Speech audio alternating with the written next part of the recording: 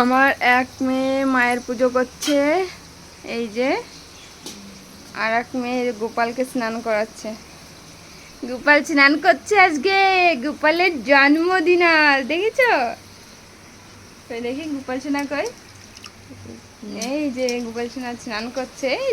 মায়ের পুজো হয়ে গেছে বা? আচ্ছা, আর ওই ওই প্লেট তুলে দিবা। হ্যাঁ, গোপাল সোনার পুজো কখন করাবা? কখন করবা? স্নান টান করি। আচ্ছা, ঠিক আছে। বাবা, গোপাল আবার পাউডার দিয়ে সাজছে। আর কি দিবে? আর কি? কাজল গোপালের। এগুলো গোপালের? বাবা বাহ। এই যে একজন ফল কাটছে, একজন আটা মাখছে, কিন্তু তালটা যে ময়দা মাখছে আর কি, লুচি করবে। তালটা যে কে ছানবে, তালটা দিয়ে বড়া কে করবে এটাই ভাবছি। কে করবে তাল বড়া?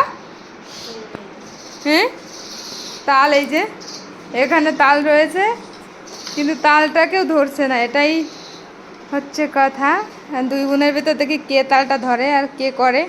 আর এই যে আমাদের গোপাল বাবু রেডি হয়ে গেছে, কি সুন্দর লাগছে।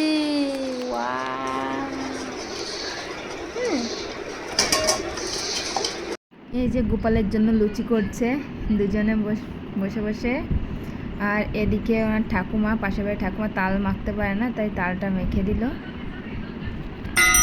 সব রেডি হয়ে গেছে। এই যে সুন্দর করে সাজিয়ে আমার দুই রাজকন্যা গোপাল সোনার পুজো করছে। কি সুন্দর করে সাজিয়েছে, অবাক হয়ে যাবো। আমি একটু তাদের কোনো হেল্প করতে পারিনি, যেহেতু আমার সমস্যাতে আমি হেল্প করতে পারিনি। তো কত সুন্দর করে গুছিয়ে গাছিয়ে পুজো দিয়েছে। লুচি করেছে, পায়েস করেছে, তালের বড়া করেছে, গোপালের জন্য সব আয়োজন করেছে, যেটুকু তারা পারে, যেটুকু সামর্থ্য।